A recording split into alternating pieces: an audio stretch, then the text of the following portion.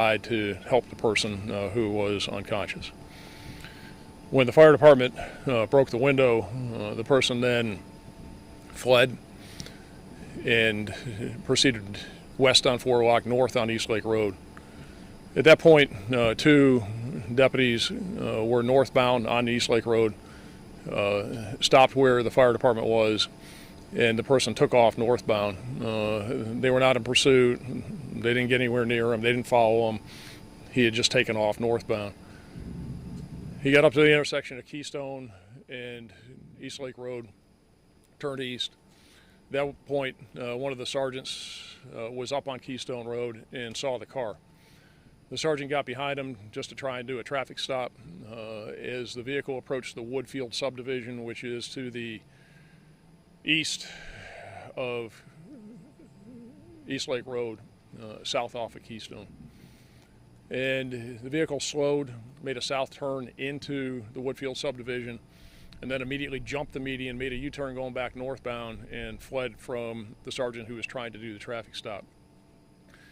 The sergeant didn't pursue, saw the vehicle go back westbound on Keystone Road, and the sergeant was again westbound, and he got back to the intersection of Keystone and East Lake and saw the vehicle sitting in the turn lane to go south on East Lake Road. A deputy was at the intersection, came up to the car to try and pinch it off. Suspect went around the deputy and then took off at a high rate of speed southbound on East Lake Road. He was swerving all over the road, weaving, driving at a high rate of speed, engaged in very, very dangerous and extremely reckless driving.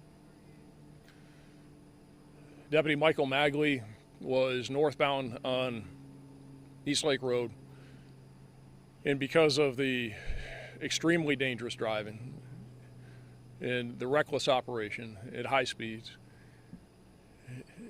it was a situation where the person needed to be stopped, otherwise he was going to hurt someone else.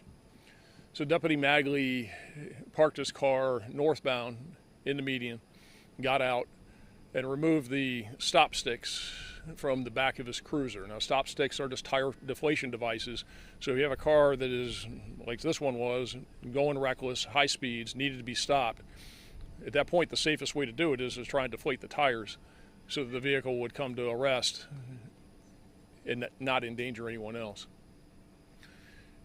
As Deputy Magli got off his cruiser, he removed the stop sticks from the rear of the car and then moved to the road so he could deploy the stop sticks. As he was moving to the west on the median, the suspect vehicle spun out, flipped over, and very, very violently slammed into Deputy Magli and his cruiser. The cruiser did about 180-degree spin out. Deputy Magli was pinned under the car, and he is deceased.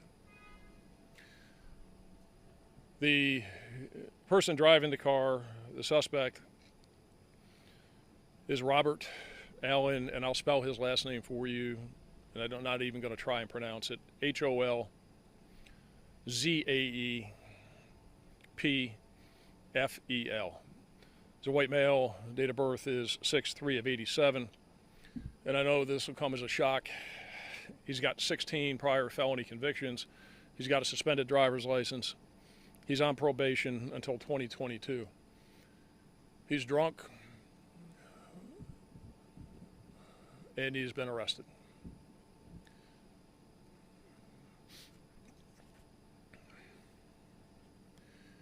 Deputy Magli began his career with the Sheriff's Office in 2013 as a part-time criminal justice specialist at the courthouse.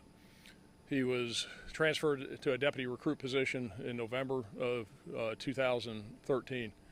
He graduated from the Police Academy in 2014, went through the field training program, and he's been assigned to the Patrol Operations Bureau in the Sheriff's Office since that time.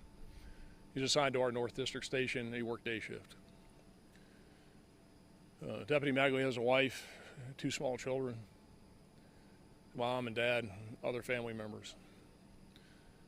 Please keep them in your thoughts and prayers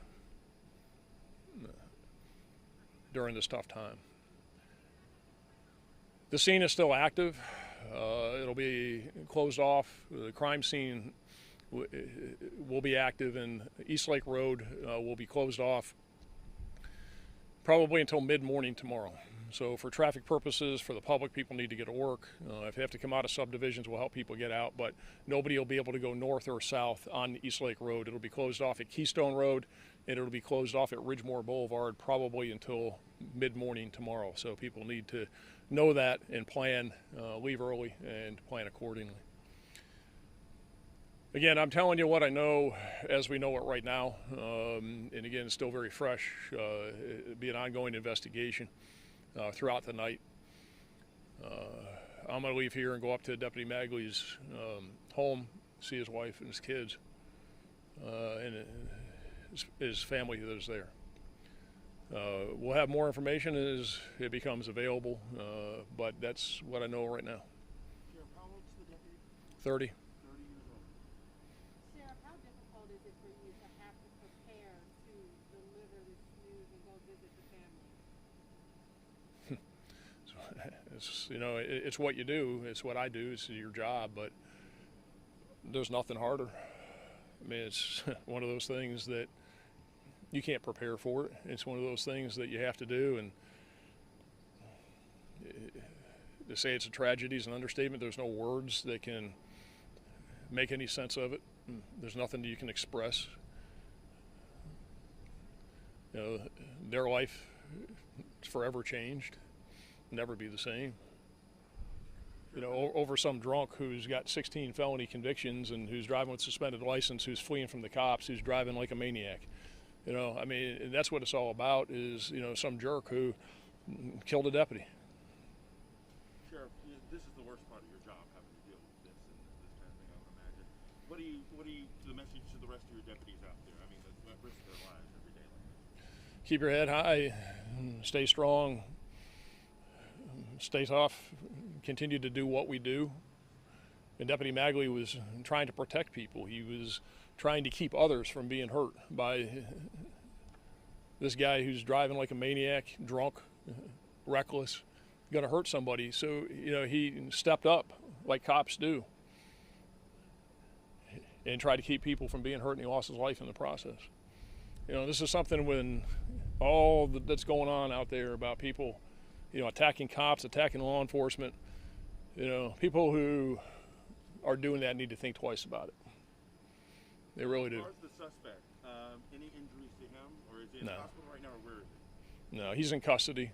In fact, he's still up here at the scene. He's, as usually is the case with drunks like that, he flipped the car, rolled it over, severe damage, but he's not injured at all. Sheriff, you said it started like 4:20, 4:25. About how long was this whole process before that happened? Are we talking a couple of minutes of him going back and forth? Or? Probably total amount of time, it was probably about 9 minutes.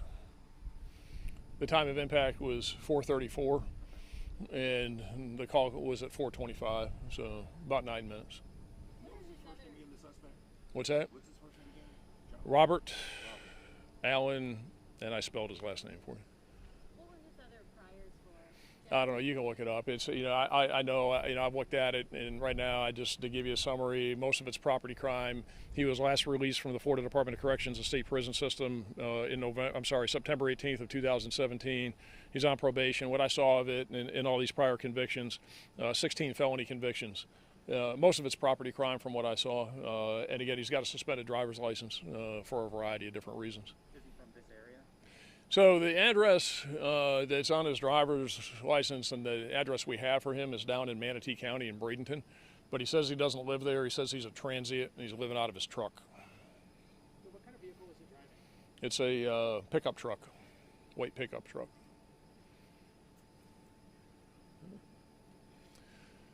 Sheriff, just thoughts and prayers. Yep. Well, thank you.